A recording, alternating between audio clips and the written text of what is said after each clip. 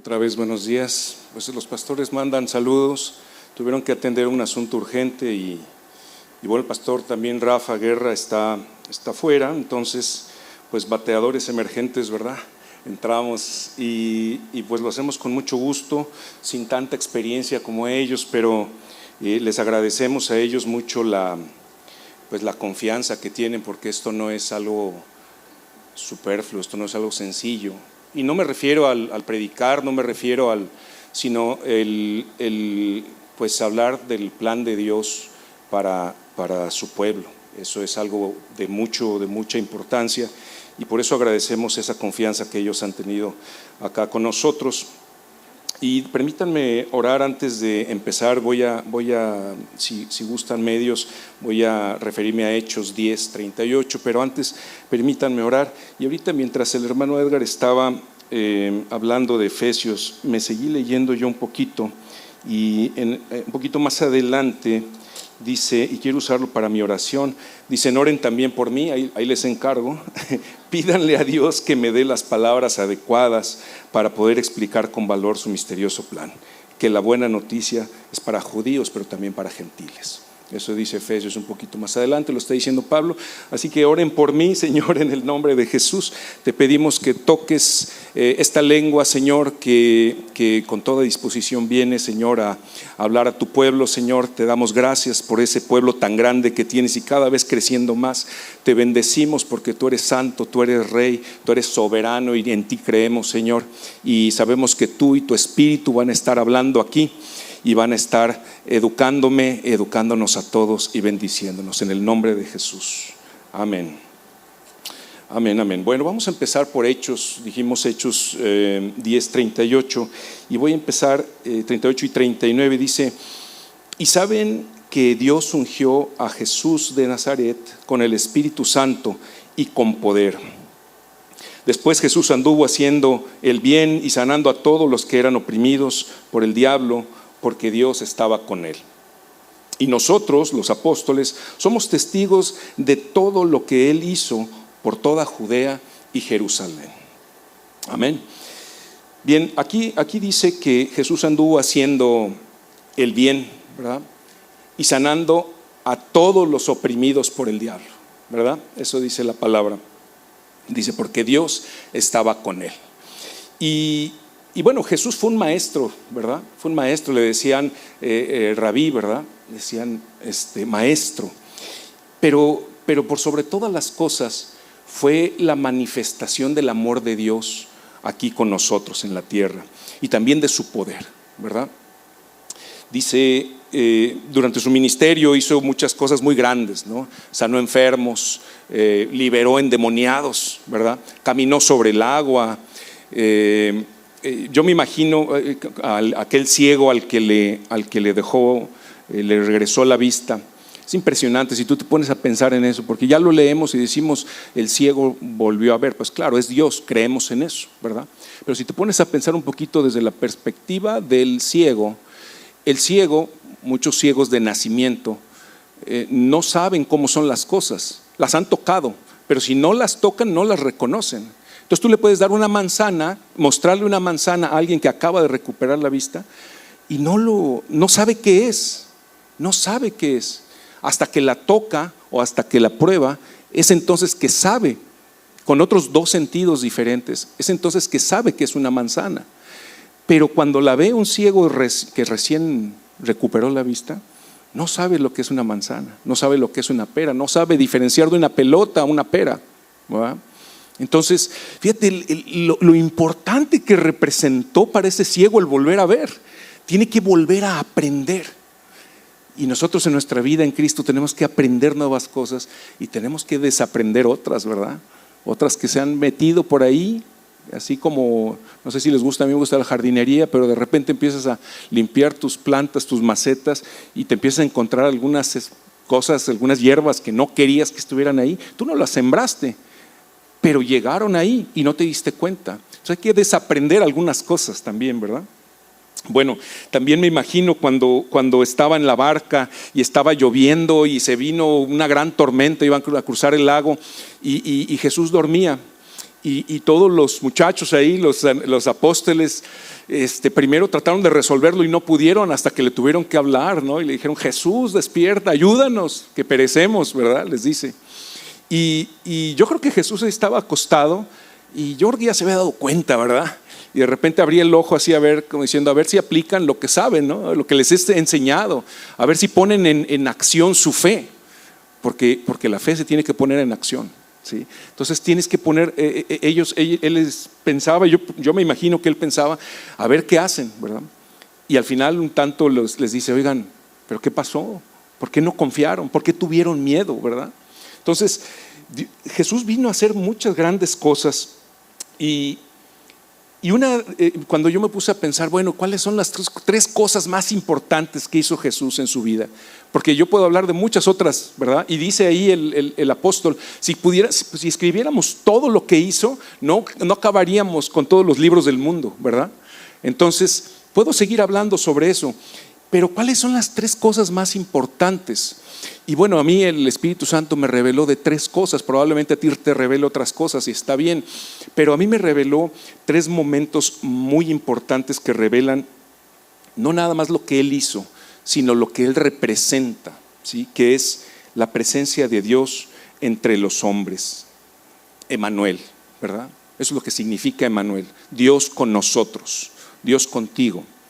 Y Emmanuel es precisamente el primero de las actividades o de los eventos que evidencian el origen divino de Jesús, y es la concepción de Jesús.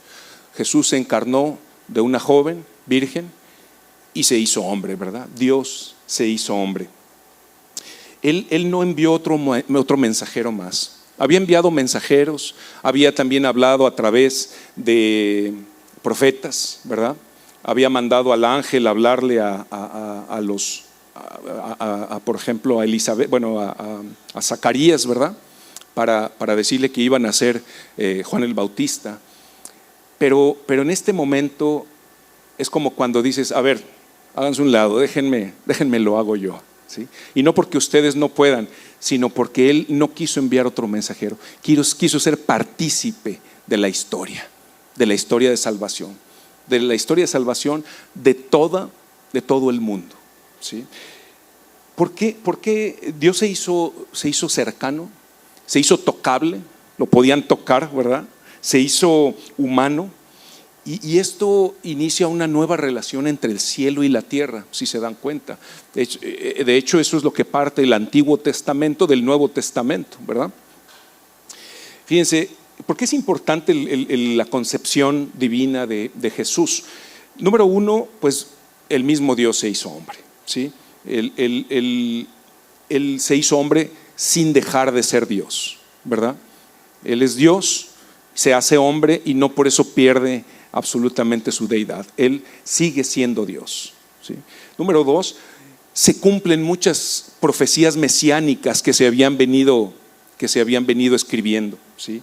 Ahí con Isaías, con Miqueas.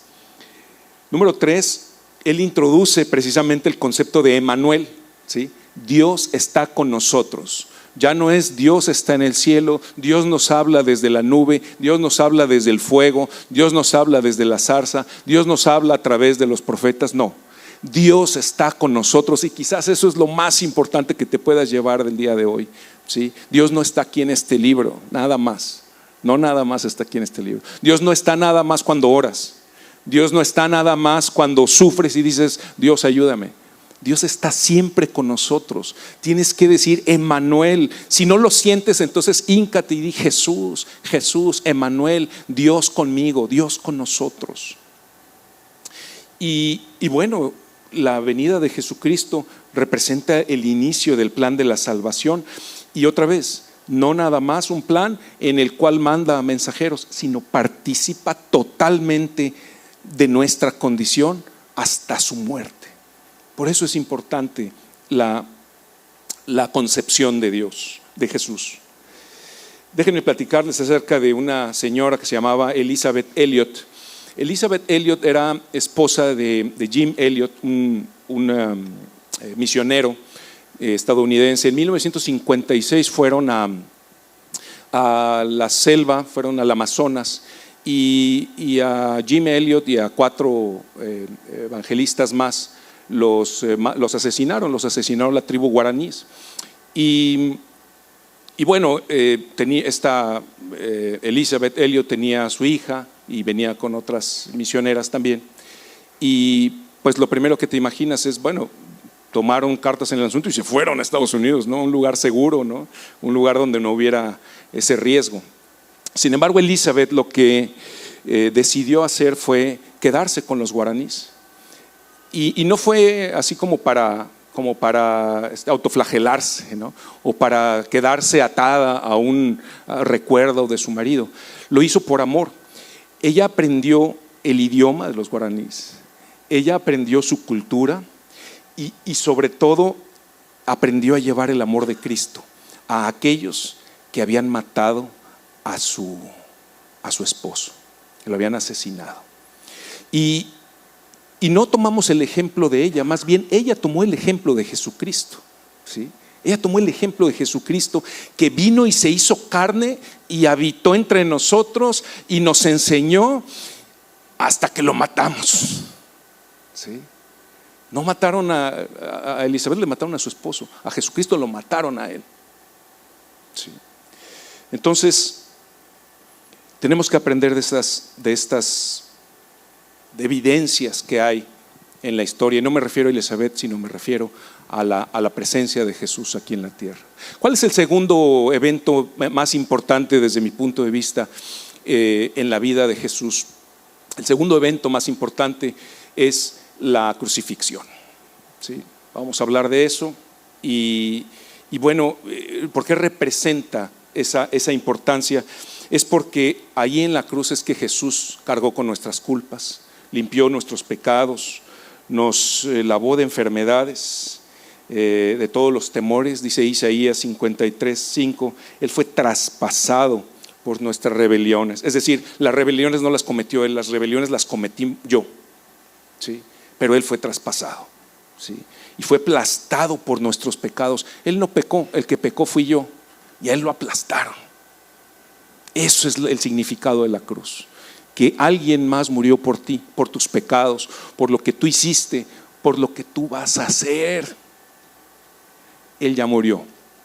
Y no es nada más que alguien se ponga en la brecha por alguien y reciba la bala, porque esa persona que recibe la bala, aquel por ejemplo guardaespaldas que se atraviesa para que no maten al presidente y lo matan a él, ya no va a poder hacer nada más ese guardaespaldas, porque se muere y se acabó, ¿sí?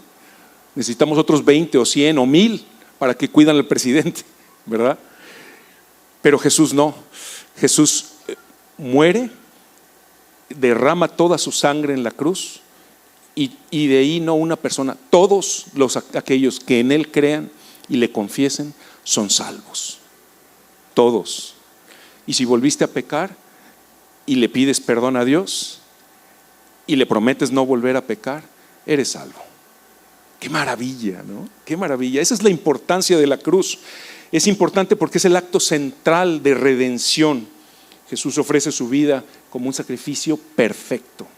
No nada más un sacrificio, es perfecto su sacrificio, ¿sí? Cumple con ese rol del Cordero de Dios, ¿verdad? El Cordero que antes el sacerdote ponía las manos y se expiaba el pecado de esa persona o de esa familia o incluso del pueblo, ¿sí? Él cumple con eso, pero para toda la humanidad, todos los que elijan creer en Él. Se establece un nuevo pacto entre Dios y los hombres. Un nuevo pacto. Si hablamos de pacto, estamos hablando de algo muy profundo en lo que no voy a entrar. Déjenme les platico cómo se hacía un pacto en la antigüedad. La gente andaba en camellos y antes la moneda de cambio en muchos de los casos en el desierto era la sal, ¿verdad?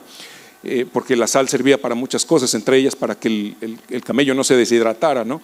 Y llevaban costales de sal, y cuando alguien hacía pacto con otra persona, lo que hacían era que agarraban un puño del saco de sal y iban y lo echaban al saco de sal de la otra persona, y la otra persona hacía lo mismo y decía que nuestro pacto se rompa cuando los granos de sal se separen, es decir, cuando mis granos los podamos rezar. ¿Cuándo separas y cómo identificas los granos de sal de uno con otro, no? A menos de que una sea sal refinada y otra sal del Himalaya, ¿no? Y ahí ves el rosita contra el blanco, pero entonces no había eso. Entonces, ese es el valor de un pacto. Y es importante que lo podamos ver. Dios establece a través de la cruz un pacto entre Dios y los hombres. Y bueno, déjenme les platico ahora otra historia. Esta historia es de Corrie ten Boom. Ella era una cristiana holandesa que ella y su familia ocultaron judíos en la ocupación nazi. Alrededor de 800 judíos pudieron ellos ocultar y salvar.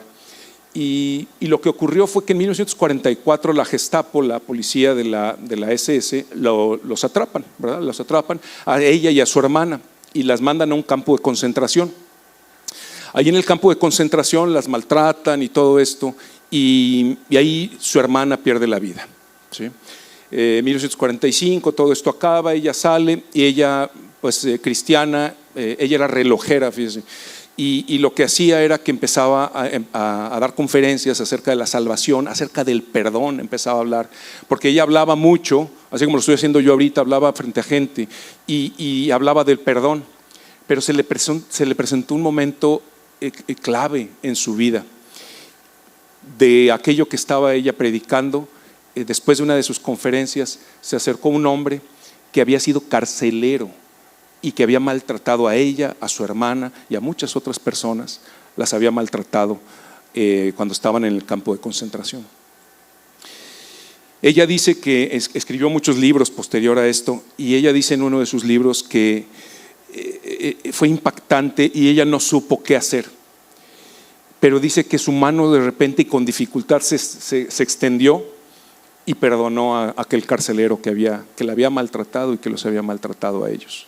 El carcelero estaba libre, estaba tranquilo, y sin embargo él fue y le pidió perdón y ella le dio perdón. Y ella escribe que no fue su voluntad ni su piedad la que la hizo perdonarlo. Dice que fue precisamente lo primero que se le vino a la mente fue la crucifixión de Cristo. Fue Cristo crucificado y dice el Espíritu de Cristo en la cruz fue lo que me estiró la mano y me hizo decirle: te perdono, ¿sí? Y eso hace Cristo. Otra vez, no estamos aprendiendo nada más de Corrie ten Boom, estamos aprendiendo de Jesús, ¿verdad? Porque ella perdonó a una persona, o a lo mejor a muchas. Cristo perdonó a toda la humanidad, ¿sí? De todo lo que le hicieron. Muy bien, y el tercer punto, el tercer evento más importante en la vida de Jesucristo desde mi punto de vista fue la resurrección, ¿sí? La resurrección. Dice Lucas 24:5, ¿por qué buscan entre los muertos al que vive? ¿Verdad? Quizás la resurrección sea no solo fue la victoria sobre la muerte, definitivamente lo fue, pero no solo fue eso. La resurrección representa la mismísima base de nuestra esperanza a futuro, presente y futuro, ¿sí? La resurrección de Cristo es lo que nos da esperanza, el que vamos a resucitar con Él, dice la palabra, y dice, y la resurrección de Cristo habla también de ese Emmanuel, ¿verdad? Emmanuel, Dios con nosotros, sí, pero murió, sí, pero resucitó, ¿sí? No sé si han visto películas ahí donde se levanta una rebelión y dicen el fulanito héroe vive, él vive. Bueno, nosotros podemos decir perfectamente: Cristo vive, ¿sí? Emmanuel está todavía con nosotros, Jesús todavía está con nosotros. No se quedó en la cruz, por eso no tenemos aquí cruces, ¿verdad? Y mucho menos con un mono ahí colgado, ¿verdad? No, ¿por qué? Porque Cristo no está en la cruz, ¿sí? Cristo no está muerto, dice la canción, Él está vivo, ¿verdad? Cristo no está muerto, Él está vivo, Él sigue aquí con nosotros. Por eso otra vez, no lo ignores, háblale todos los días, ¿sí? Júntate con nosotros en la oración a las 8 de la mañana, 8:45 de la mañana, y vamos a orarle a Jesús, Vamos a hablarle, vamos a pedirle también, vamos a interceder, porque hemos estado intercediendo por México, hemos estado intercediendo por enfermos, hemos estado intercediendo por todos aquellos que lo necesitan, por ustedes, por los que no han asistido, y no les estoy echando culpas, ¿sí? Les estamos diciendo que estamos orando por ustedes, ¿sí? Los que ni siquiera sabían. Es más, si tú acabas de llegar por primera vez aquí, también estamos orando por ti, ¿sí? Nos juntamos entre 40, 50, a veces somos 60 personas de aquí de Amistad y uno que otro de allá afuera, que nos unimos y oramos, intercedemos por ti, por tu familia, por tu salud. Si tienes alguna necesidad, búscanos, ¿sí? Busca a Edgar, busca a Juan Pablo, búscame a mí, podemos anotarte en la lista y vamos a estar orando. A veces mencionamos sus nombres, a veces no lo hacemos, pero sabemos, y sobre todo Cristo sabe que estamos orando por ustedes. También Cristo sabe si no nos has dicho a nosotros, porque nosotros no somos el vínculo así santo, y no, lo estamos haciendo, estamos orando por ustedes, pero si no lo has hecho, si no nos has traído tu necesidad, Cristo te escucha, nada más ora, ¿verdad?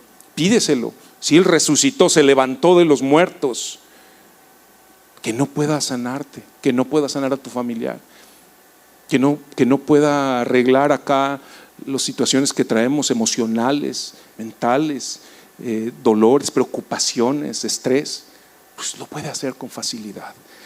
Precisamente la resurrección es la victoria definitiva sobre tres cosas: sobre el pecado, ¿sí?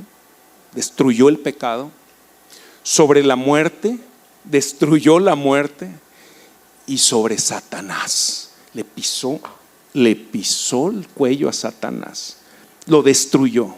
La resurrección es muy importante y me daba risa porque digo los tres eventos más importantes en la vida de Jesús, y en dos de ellos en uno de ellos, en la crucifixión, estoy hablando de su muerte, ¿verdad? Pero ¿por qué hablamos de vida? Porque hay una resurrección precisamente. Entonces la resurrección garantiza la resurrección futura de todos aquellos que en Él creen, ¿sí? De todos aquellos que le entregaron su vida. Dice la palabra, todos aquellos que creen en su corazón y que lo dicen con su boca, ¿verdad? Que Él regresará, que Él resucitó, que Él existió, que Él estuvo ahí, ¿sí? Y bueno, por último, ratifica la verdad de sus enseñanzas y autoridad. Si alguno de los fariseos estaba con duda, su resurrección tendría que haber quitado absolutamente toda duda, ¿sí? Si leemos todos los evangelios hasta antes de su muerte o hasta su muerte y decimos todo esto en realidad lo hizo, en el momento en el que Él se levanta de la muerte y decimos Él era Dios, Él es Dios, ¿sí? Ratifica todo lo que hizo, ¿sí? Hay un muchacho por ahí pakistaní que se llamó Nabil Qureshi. Él venía de una familia muy tradicional musulmana y llega a los Estados Unidos a estudiar la universidad, y él conoce a un muchacho que se llamaba David Wood, y este muchacho era cristiano, David Wood era cristiano, y se hacen muy amigos, y pues en toda buena amistad empezamos a entrar en temas más profundos y tocaron la religión y empezaron a hablar acerca de los musulmanes y acerca de los cristianos, y le causaba mucho problema ahí a Nabil el tema de Jesucristo, ¿verdad? De su deidad, de los milagros, y sobre todo de su resurrección. Era lo que le picaba, le molestaba, ¿no? Entonces él estudiaba medicina, entonces como buen científico se empezó a meter a estudiar y aprender acerca de Jesús, y conforme fue aprendiendo, fue a través de años, y conforme fue aprendiendo acerca de Jesús, se empezó a dar cuenta de que no había contradicción entre todos los libros, no solamente la Biblia, sino todos los libros históricos, todos los libros arqueológicos, todos los libros de filósofos que hablan acerca de Jesús. No había una contradicción, ¿verdad? Y profundizó más todavía, porque donde se detenía era en el tema de la resurrección. Él decía, no, espérame, no. Hasta que un día el Señor le habla, y le habla acerca de su resurrección, y él logra entender y dice, si la resurrección es cierta, entonces todo con respecto a Jesús es cierto, todo lo que he leído, todo lo que he visto, ¿sí? Poco después Nabil se convierte a Cristo, y unos años después fallece, a los 30 y tantos años, fallece muy joven, pero la resurrección fue el punto de quiebre para él. Él entendió que Cristo era real y ahí fue donde él rindió su vida. Entonces la resurrección es uno de los eventos más importantes. Y bueno, con esto voy a terminar. Si tú me preguntas cuál es mi momento favorito de la Biblia, yo me puse a reflexionar y quizás mi momento favorito de la Biblia es cuando van a aprender a Jesús, no porque lo iban a aprender, pero me gusta la versión de Juan, ¿verdad? Cuando llegan, estaba neblinoso, era de noche, vienen a aprenderlo, ¿no? Todos pues estaban así como con mantas, todos se vestían más o menos iguales, ¿no? Jesús no traía un chaleco fluorescente porque decía yo soy Jesús, yo soy el Salvador, no traía eso, se vestía como cualquier otro judío, ¿verdad? Y dice la palabra de Dios que era igual que los demás, ¿no? Hasta dice que no era ni el más guapito, ¿verdad? No era ni el más alto, ¿no? O sea, tú no puedes decir, mira, el más alto ese es Jesús, o el más chaparrito, o el gordito. No, era igual que todos los demás, se parecían todos, y luego en la noche, y luego en la neblina, y luego sin unas linternas de esas, traían fuego ahí. Entonces no se reconocía muy bien quién era, y entonces se acercan y dicen, déjenme se los leo mejor, porque está muy interesante. Esto es Juan 18. Déjenme se lo leo directamente, es la palabra de Dios. Y dice Juan 18, aquí está, el versículos 4 y 5. Es este de acá. Dice, Jesús ya sabía todo lo que iba a suceder, así que salió al encuentro con ellos. ¿A quién buscan?, les preguntó. A Jesús de Nazaret, contestaron. Yo soy, dijo Jesús. Dice aquí Judas, el que lo traicionó, estaba con ellos. Cuando Jesús dijo, yo soy, todos retrocedieron y cayeron al suelo. Esa es mi parte favorita. ¿Por qué es mi parte favorita? No porque se cayeron al suelo, tampoco, pero porque ahí Jesús se nombra como se había nombrado en el Antiguo Testamento. ¿Y quién les digo que me habló? ¿Verdad? ¿Quién les digo que me habló? Cuando me pregunten, ¿qué le digo al pueblo? Y Jehová le dice, diles, yo soy. ¿Sí? Pero si tú lees Juan, vas a escuchar muchas veces ese yo soy. Pero cuando le preguntan y le dicen, ¿quién es Jesús de Nazaret? Venimos a buscarlo. Y les dice, yo soy. Ese yo soy venía cargado con una divinidad, ¿sí? Venía cargado con un peso muy fuerte, venía cargado con decirle soy Dios, ¿sí? Venía cargado con ese poder de aquel que nos creó, venía cargado con ese poder de aquel que nos saca de la muerte, venía cargado con aquel que nos limpia de la lepra, venía cargado con el poder de aquel que nos hace volver a ver cuando estábamos ciegos de nacimiento, venía con ese poder de aquel que nos lava, que nos limpia, que nos salva, y que iba a morir en la cruz y que iba a derramar toda su sangre y que iba a ser levantado y que en un momento dado iba a ser escondido en una cueva durante 3 días, ¿sí? Solo para que se cumplieran todas esas profecías y al tercer día el templo fuera reconstruido al 100%, ¿sí? Aquel templo que dijo no va a quedar piedra sobre piedra, ¿sí? Pues no quedó piedra sobre piedra, pero se reconstruyó. Y nada más hay un templo que se puede reconstruir en 3 días, y ese es Jesús. Ese yo soy los hizo caer de espaldas. Otro yo soy no hubiera hecho eso, no lo hizo, no viene registrado en la Biblia. Pero cuando Él les dice soy Dios, ¿sí? Soy Jehová, soy tu creador, lo único que puede pasarle a tu cuerpo, no por voluntad propia, es caer al suelo, ¿sí? Caer al suelo. Piénsalo, perdieron el equilibrio, se tropezaron con una piedra. ¿Qué pasó? ¿Qué pasó? Cayeron al suelo. Ese es Jesús. Jesús vino a cambiar la historia de todo el mundo.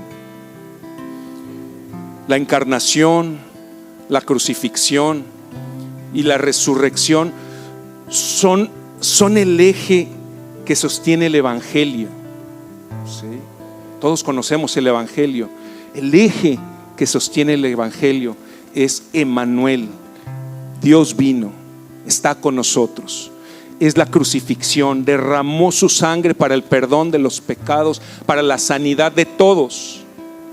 Es su resurrección. Dios vive y Dios está aquí. Él vino a abrirnos el camino a la vida eterna.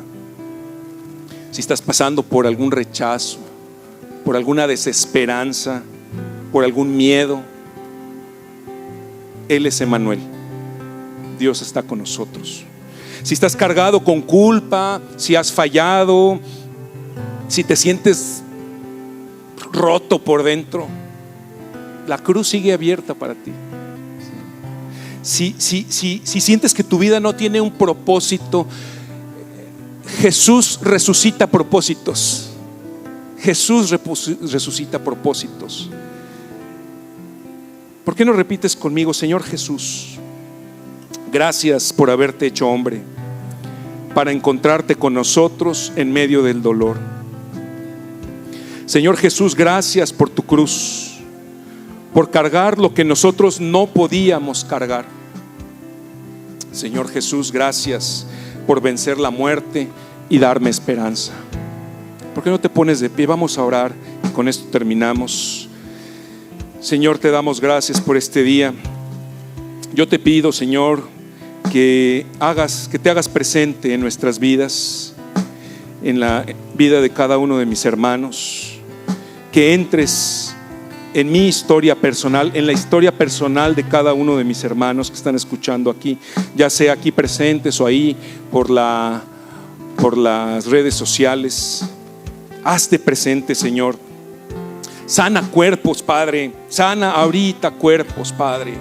Empieza esa restauración de las células. Empieza a quitar esos dolores, esas evidencias físicas de la enfermedad. Quítalas, Padre. Restablece órganos, Señor. Sana, cierra úlceras. Padre, en el nombre de Jesús, restaura cuerpos. Limpia conciencias, limpia nuestras mentes, Señor.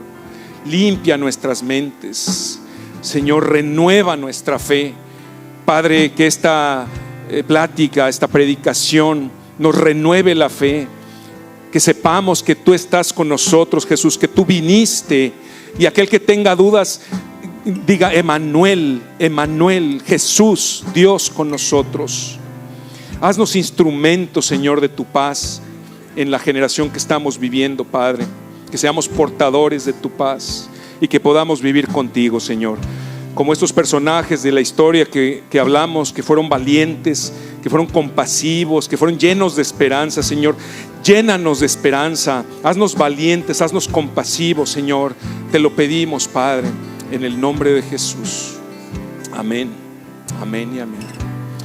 Bueno, pues Dios los bendiga, el Señor los guarde, tenga misericordia de todos nosotros y nos lleve a su vida eterna. Amén, amén, amén. Dios les bendiga.